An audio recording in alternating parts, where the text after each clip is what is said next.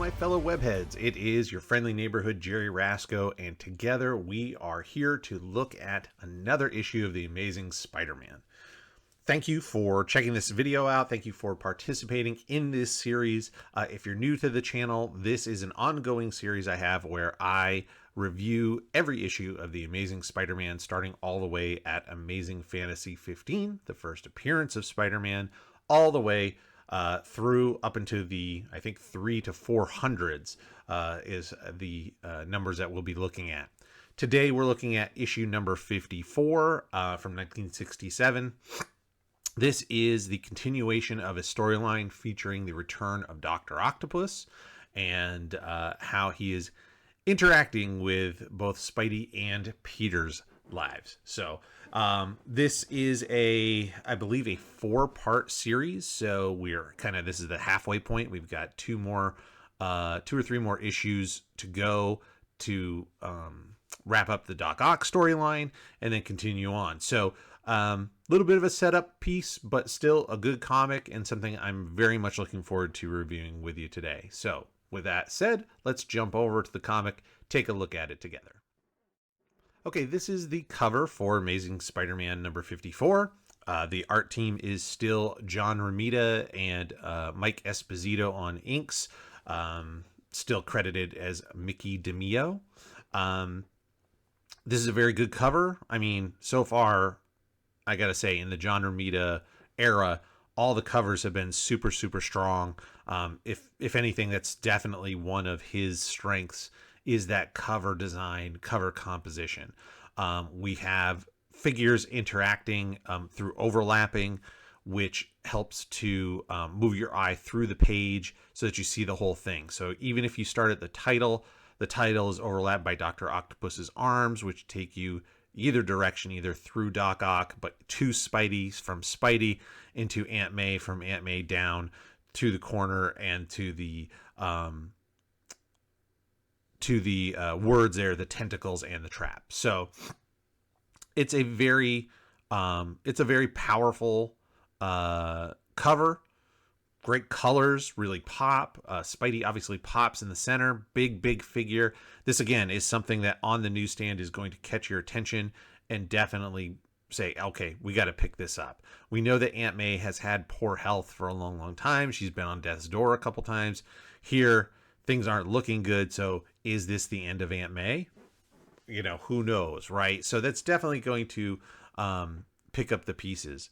And we're going to pick this up and definitely check it out. One of the things I want to point out that I really like in here is this effect on the white where Doc Ock is smashing through the wall to escape Spidey. So one of the ways that this is done, and I'm guessing this particular image was probably done the same way, you have black ink behind you, and because the paper that comics are drawn on, the artboard is actually multiple layers of paper pressed together to make it much thicker than your average piece of paper.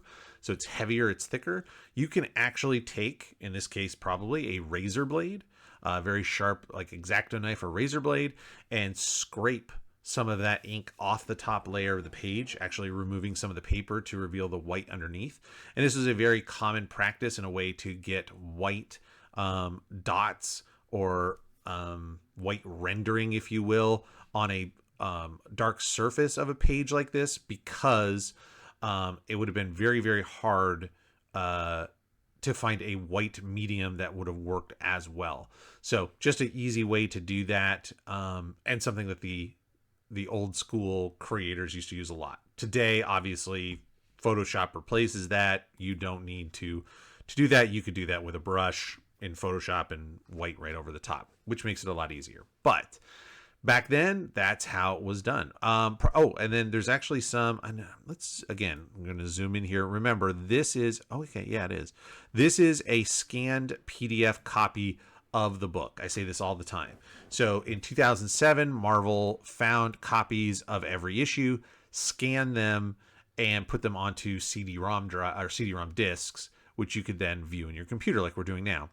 So I wanted to see, is this just the age, because this cover is from 1967? No, you could see they continued some of that white inking scratching down around the edge. Almost, maybe it could have been white splatter. Maybe it's white paint that was splattered over the edge there, possibly. But that's a really nice little effect just to help separate Spidey's leg from the background. I like that quite a bit. It's subtle. I didn't, I've reviewed it. So in preparation for all these videos, what I do, just a little inside baseball, is I take the time and I reread the issue. I've read every issue here, but I reread it another time, just the story, so I know what's going on. And as I'm reading, I'm picking up things I want to talk about. Then I go through it again with an eye to the art, and I make notes for myself in terms of what I want to talk about, what's good, what's bad, what works, what doesn't, etc. And so then I come in and start talking to you, and we're looking at it together.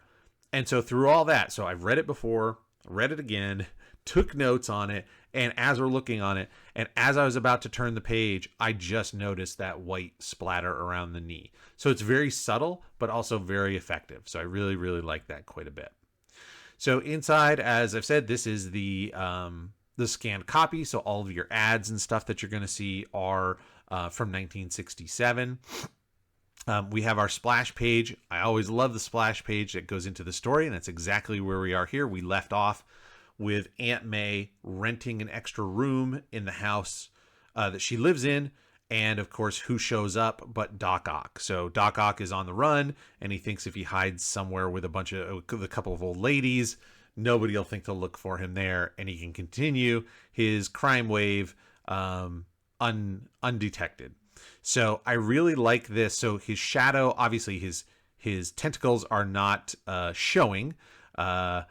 He's got this big kind of overcoat on in this case, but the shadow of him is what he really looks like, right? Which is the Dr. Octopus with the mechanical arms.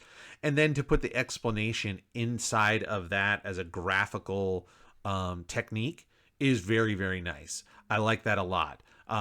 You'll see artists, I'm trying to think of good examples off the top of my head.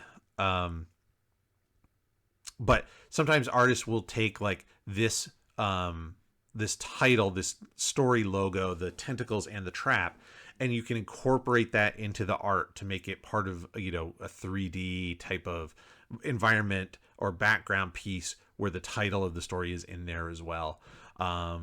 Like I said, I know there's a lot of artists that have done it over the years. I can't think of anybody off the top of my head, but I'll think of it halfway through and let you know. But yeah, it's a nice way to just not fill up the page with just words explaining what happened, but we're doing it in a visual, graphical way that just is very interesting.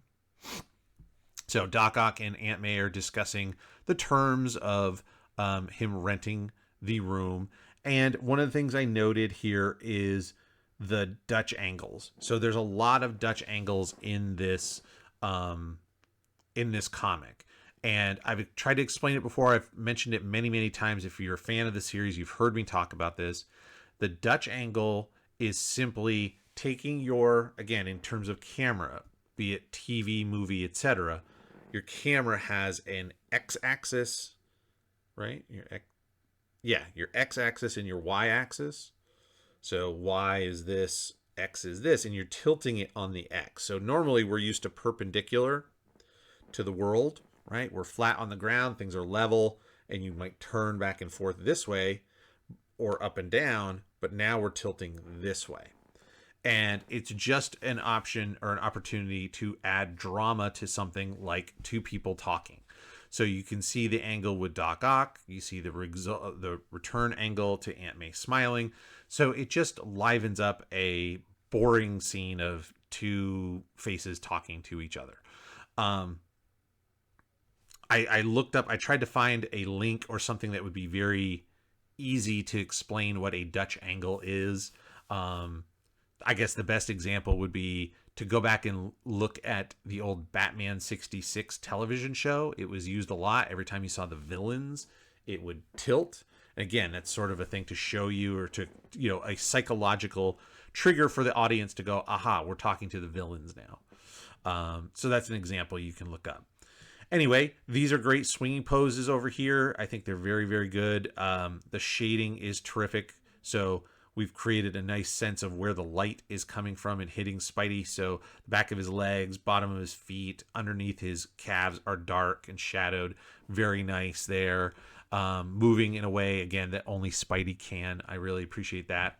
And then on this page, I really like this second panel. It's very subtle, and normally you think of the big splash page or the zoom, the close up of Spidey doing something incredible. But what's really nice about this is just the overall sense it gives you of what's going on. So, a lot of times we don't see Spidey in mid swing. Like, usually you see him here, he's holding onto one web line and sort of swinging around. Here, he's kind of going from one to, he's got the web and he's holding on. Actually, he's not holding on. It's just one line. It just happens to line up with his fist. See, so that's actually, let's take a half a step back. This panel's not as good as this panel, or not as strong as this panel, because I thought these were two web lines. I thought Spidey had web line number 1, and then this was web line number 2 in this fist. It wasn't until I zoomed in that I realized, no, this line is going behind this fist, but it lines up with where the center of the fist is, where he would be holding something. So it's creating an illusion that the artist didn't mean to. So that's where this line should come down, and then instead of passing under the fist, could come out right here and just sort of curl around, and you would know that, okay, that's just one line. But here we have him, he's shooting a new line as he's swinging from the old line. We have nice buildings in the foreground setting up the framing. We have shadowed Spidey, but there's enough color and the shape, obviously, and the action. We know exactly what's going on. We've got a nice single point perspective going off into the distance and a simplified city behind and some birds. So it just creates this sense of he's up really high, he's in the middle of the city, how he's swinging and moving, this leg being bent up and the other one stretching out as he's zipping that new web line, I think is terrific. So this pose and this panel, even though it seems very simple, is very, very, very strong. And in fact, I would argue that it's better than the panel next to it with a much bigger figure. So these are the little things. Again, if you are an aspiring artist or a newer artist and you're looking to pick up tips on what to do, sometimes pulling the camera way back like this for a subtle little view, but when you have a great pose, a great position for your figure to be in, it can be super strong no matter what the size is.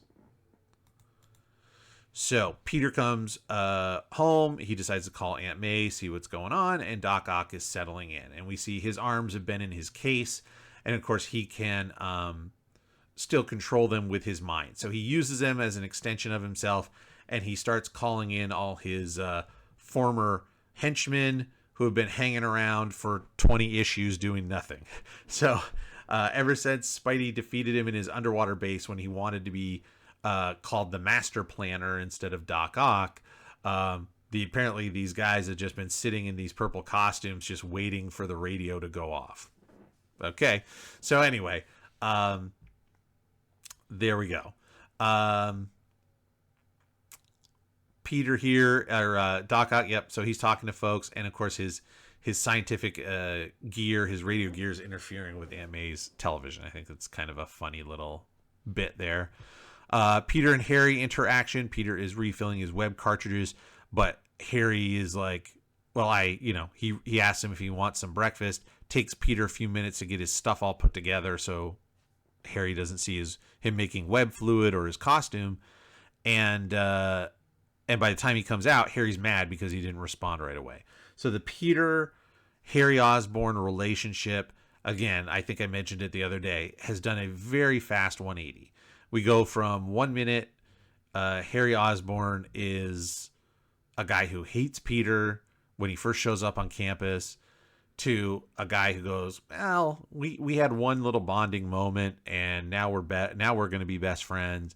Let's move in together. This is great. And now it's like, well, Peter isn't around at my beck and call, so he's a jerk, and now Harry doesn't like him anymore. So it's like the characterization is all over the place. And you know what? We see that a lot with a lot of the supporting cast, with the exception maybe of J. Jonah Jameson, who's consistently the same, angry, hates Spider-Man, rants and raves, all that kind of stuff. Everybody else is kind of up and down.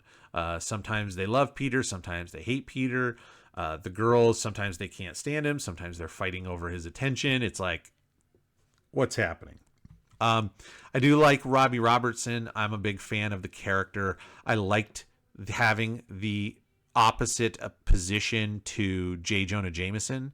So you have somebody that can advocate for Peter as a photographer, so he's not always arguing with Jonah. So I thought that was a nice addition to the cast. And then I noted this, the helmets. So Peter has never really worn a helmet before on his motorcycle. And I looked it up. So New York City in 1967 enacted a law requiring people on motorcycles to wear helmets.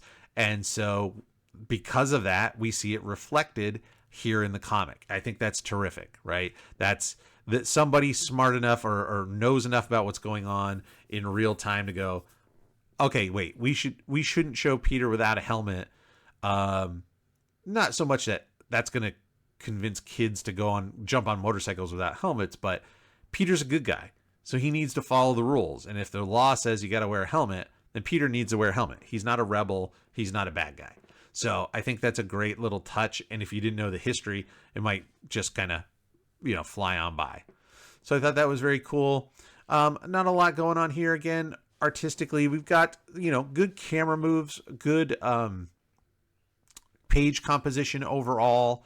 We get a little bit of, Peter framing the girls over by the coffee shop, and then, kind of changing the angle, a little bit of a mid shot where we see some folks, then zooming in between Peter and Mary Jane, then back to the three of them. Excellent way of just moving the image and the angle of the view around to keep the reader interested, even though you're just watching some very awkward, weird, catty flirting. It's very strange, but it's neither here nor there. In 1967, maybe it made perfect sense. I don't know. Peter swings by Aunt May's to see how she's doing and realizes that Doc Ock is the new boarder, so he's staying there. So try to play nice, everything's cool, until Aunt May steps out of the room, and then Doc Ock decides to threaten him. Now, obviously, if he had his arms, you'd be like, well, yeah, he's threatening because he's Doc Ock. But he doesn't have his arms, and let's be honest, Peter's like 20, 19 to 20-year-old, decent-sized dude. Doc Ock is a kind of older, pudgy scientist. Peter clean as clock, Spider-Man or not. And without those arms, where's the leverage coming from for that makes the guy a threat? So a little bit of that, I'm not going to dwell too much on the corniness of the idea that Aunt May is so ridiculously naive. I'll be kind and say naive, that she thinks Dr. Octopus is certainly a wonderful person, Spider-Man is evil, and that she's going to defend Doc Ock and let this man in. We're good there. We've talked about it. It makes no sense whatsoever. I get it. She's a kinder old lady, but come on. And, newspapers, news articles, people know Doc Ock is a major criminal villain and how dangerous he is. I mean, she's not that stupid, but okay, we'll move on from that. And we're gonna pretend like it all makes sense. So of course Peter understands he's got to wait and separate them. He's got to get either Aunt May away, or he's got to get Doc Ock out of the house so he can deal with him. This is some very, very nice lighting on this bottom panel here. So Doc Ock is working at night, and I'm not sure if the chemical, whatever is lighting him is sort of coming from this chemical. So maybe the chemicals are luminescent. I don't know.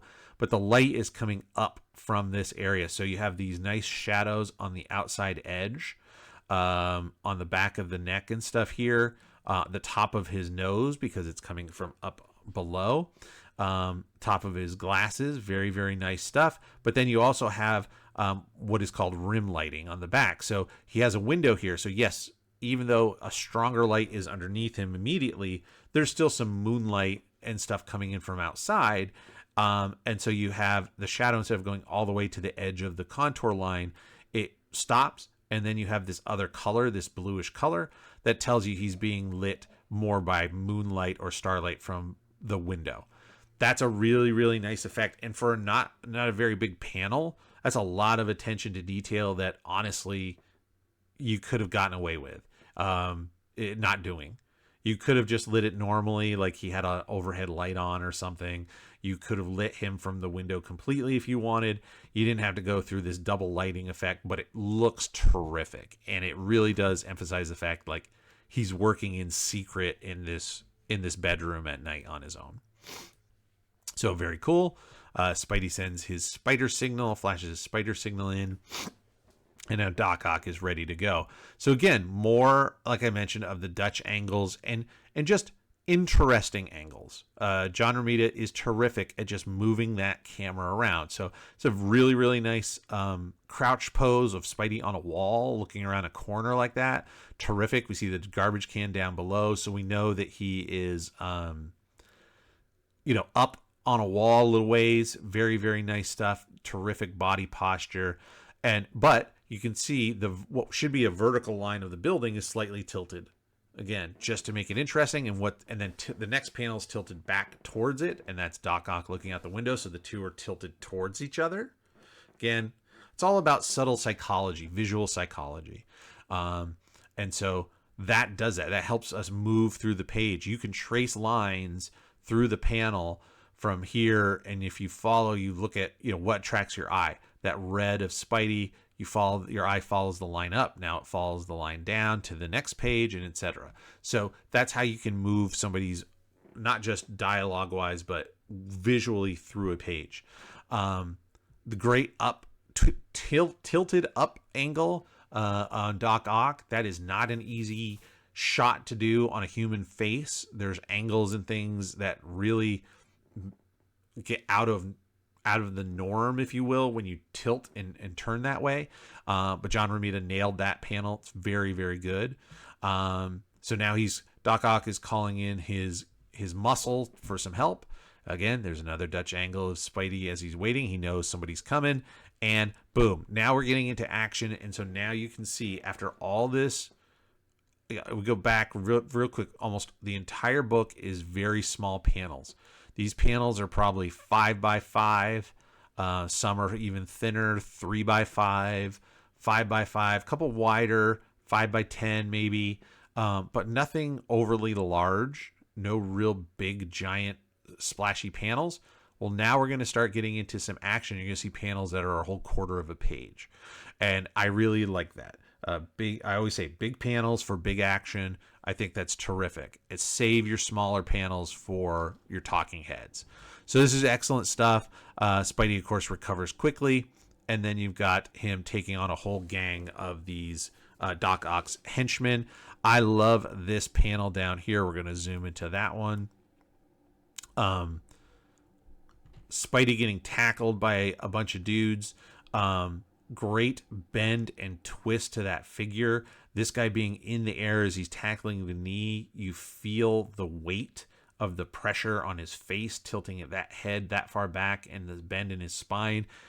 More movement in your body means more energy, more action, even though it's a still image. That's how you do it. So we can't show actual motion, so we have to sell the extreme of that in a single shot, in a single snapshot.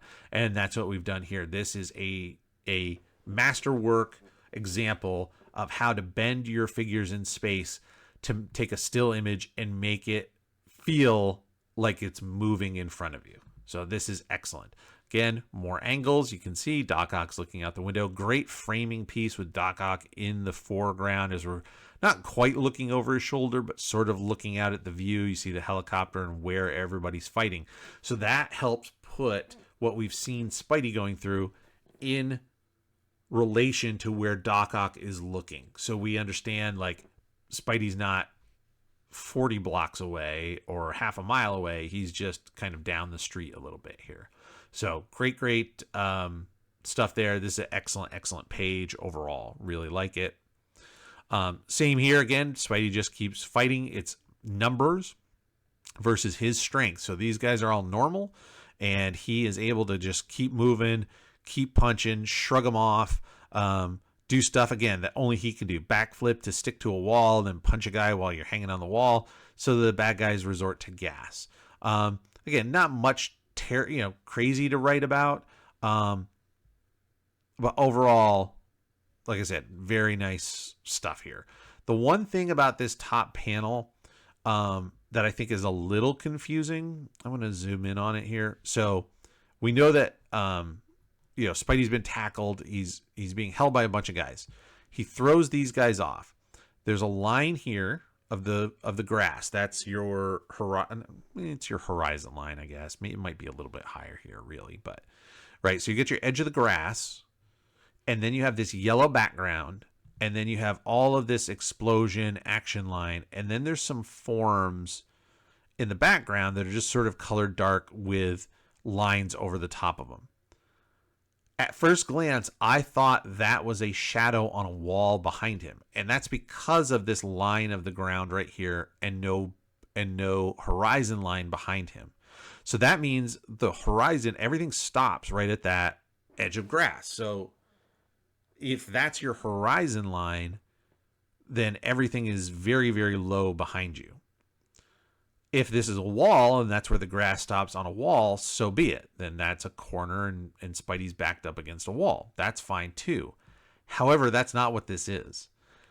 Because you notice, if this is shadows, it doesn't match up with anybody that's being flung from Spidey. That's because these are supposed to be people on the other side being flung off too. So this isn't a wall behind him. It's just yellow as a background. But realistically, this line of grass needs to be probably, if this is, let's see, so this is probably, that's 11, or 15. So this is probably 10 inches high. So this is probably 5 to 6 inches deep. So I would move this up at least 1.5 inches to 2 inches and have the grass up here. So you understand that this is space behind him and not a wall.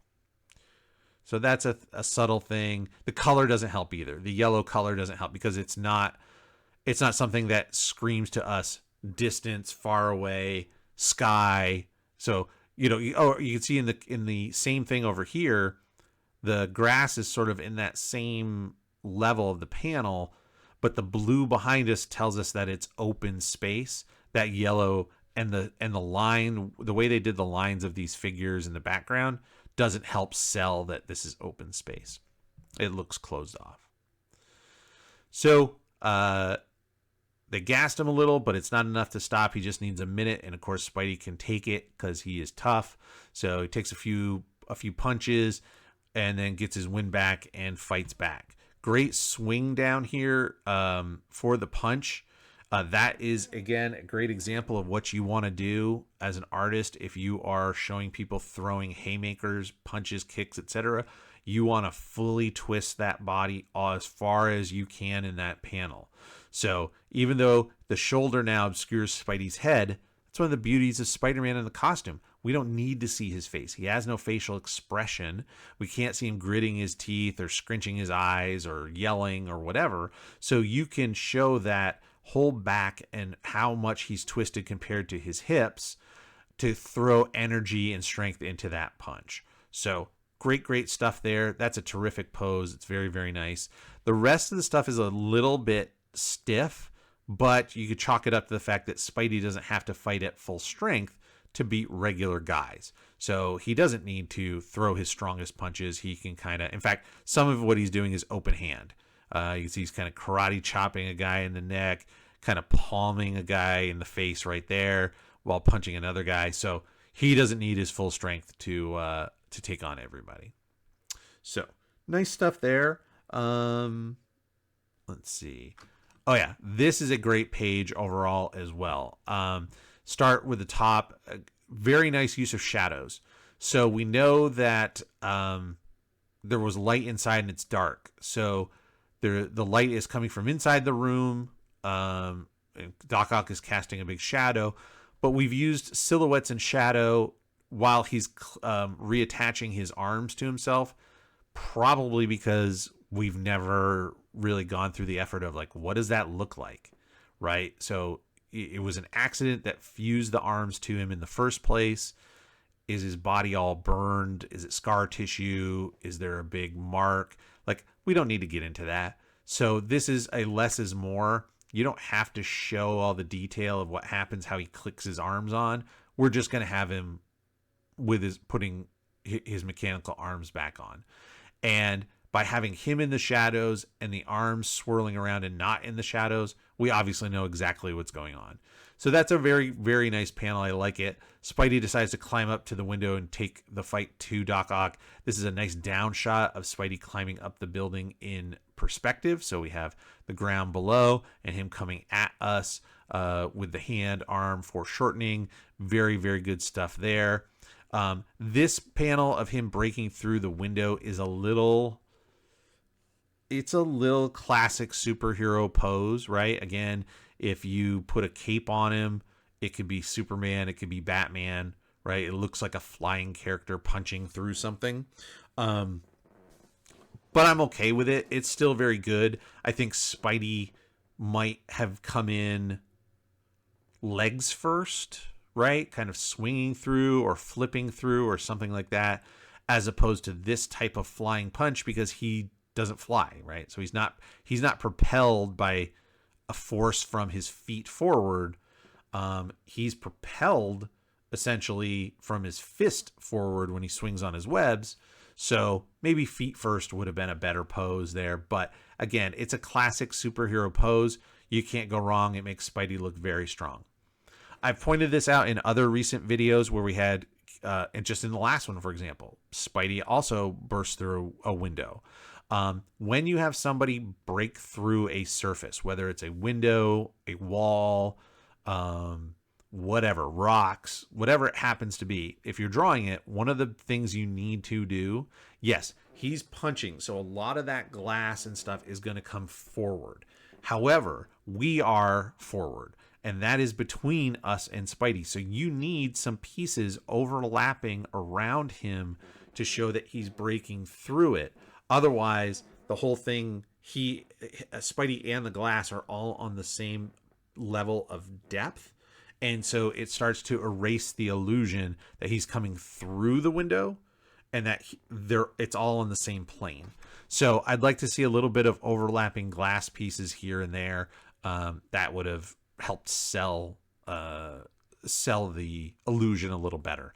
And then him being grabbed by the arms, again, terrific. Just like the one where he was tackled, great bend to the body. You can see how the arms are wrapping around and twisting him in such a way that it's got his arms pinned around his neck, etc. So really good stuff there. The tilt of the head is excellent, and it maintains the Spidey webbing design very, very well. So great pose. This is an awesome page, probably one of the better pages in the whole book.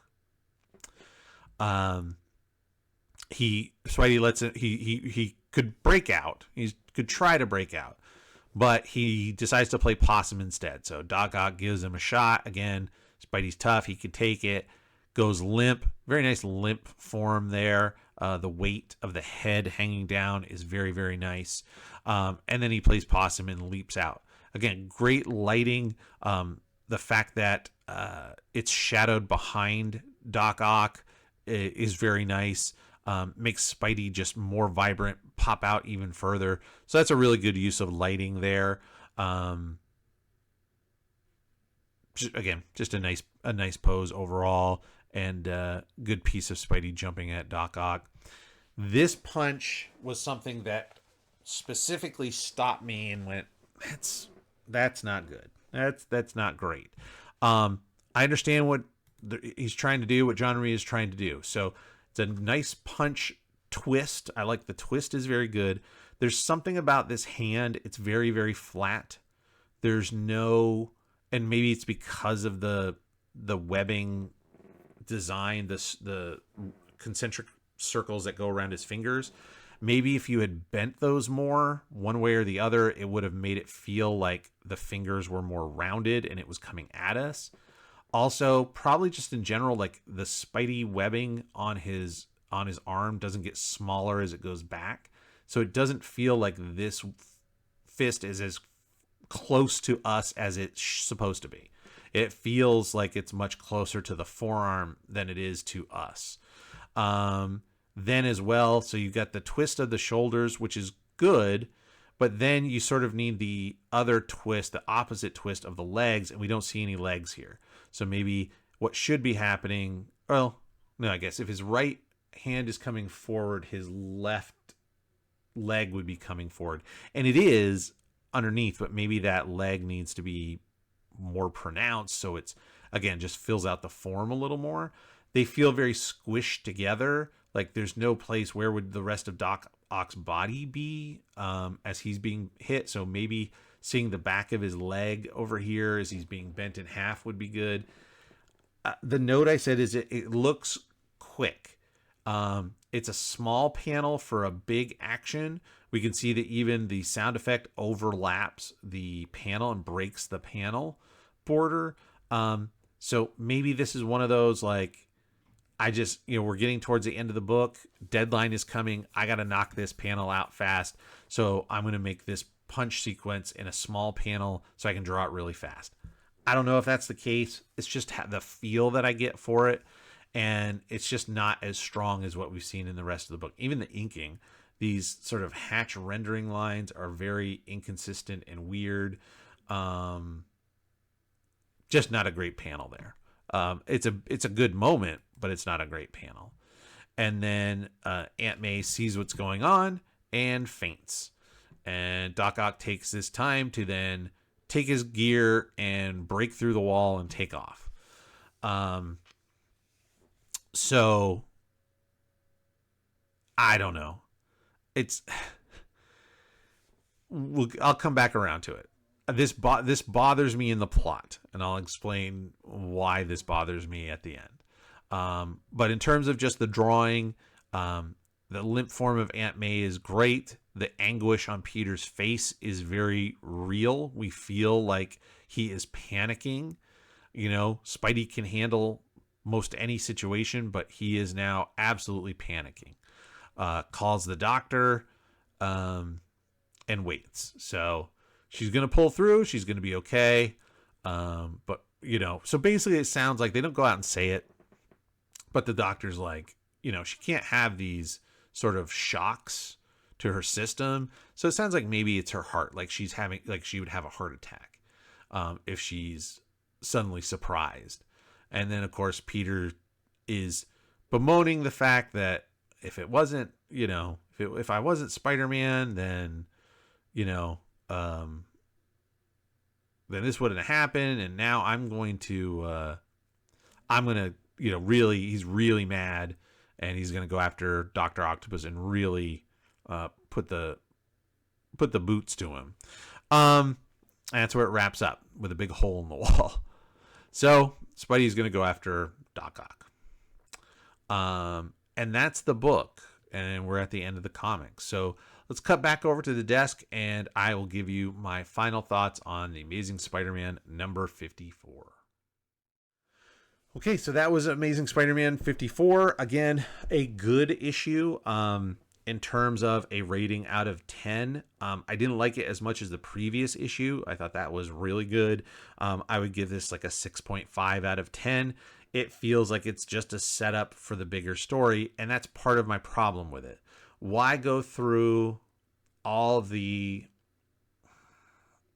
rigmarole, for if you want to use an old school term, the rigmarole of Doc Ock going to Aunt May, being like, I'll live here. This will be my new hiding spot. The police will never look for me here. To then calling in his henchmen to take on Spidey, breaking through the wall, taking off, and after like one day giving up this new hiding spot. If he wasn't going to stay. So again, there's no reason that he couldn't have left the house so that he could have kept the fact that he was at the house like a secret still, gone and fought Spidey down the road. Aunt May's out seeing what's happening. She sees her boarder, this man she thinks is innocent, nice scientist, fighting with Spider-Man, and the shock makes her collapse. Like, it all could have happened without the house breaking and all that sort of stuff. The other part is the doctor shows up and is like, wow, she had a real shock. This is real dangerous. She'll pull through. But what do you think caused it? You're like, I don't know. The giant hole in the wall. You didn't notice like half the upstairs wall is gone. Like, Dr. Octopus ripped a hole through the wall of my aunt's house, and so she had a heart attack. Like, it's not crazy to come up with that answer. So these are some of the things that bother me from a plot perspective. It feels like a wasted issue. Like, if we had at the end of the last issue, if we had Doc Ock just go to a different location instead of going to Aunt May's house, you'd have almost the exact same story without the frustration of Peter being angry that Aunt May got scared. But there's any number of reasons why he could be mad at Dr. Octopus. Maybe Doc Ock threatens Aunt May, or there's the girl, maybe Mary Jane or Gwen Stacy or something. There's a million reasons, things that you can come up with besides this throwaway plot of Dr. Octopus lives at Aunt May's house for a day. So anyway, that's my thought there on the story. Again, good. I'm looking forward to seeing how it continues. There's at least, I'm pretty sure it's 2 more issues of this Doc Ock storyline that we're going to go through, and then into some more new stuff. So that's very exciting. And yeah, super, super fun. And of course, don't forget, everybody, 2 things. 1, we are still on our push to 1,000 subscribers by the end of 2026. And when we reach 1,000 subscribers, any one random subscriber will be drawn and will receive this amazing Spider-Man illustration by yours truly. So there we go. You're going to win a Spidey piece of art. Now, here's the other thing. If you haven't followed, please do hit that subscribe button. It's free. You might also see that not only do we have this, but I just started another new series reviewing the Incredible Hulk, starting at Incredible Hulk #1. And just like Spidey, if you're the 1,000 subscriber that gets picked, you also can win this Hulk image. This is 11x17 original Hulk drawing, again by yours truly, and this is going to the lucky 1,000 subscriber winner. So there you go. Now we've sweetened the pot. There's 2 pieces of art. So don't hesitate. Hit that subscribe button. It means the world to me and to the channel. Thank you to everybody who has subscribed so far. Don't be afraid to share this with your friends who like comics. I think they'll get a big blast out of it. And then keep your eyes open. Notifications are important for when we go live, have special guests, do drawing videos. All that kind of stuff is coming up and is here on the channel. Thank you all for your time. I really appreciate it. We'll see you next week with even more amazing Spider-Man. Thanks.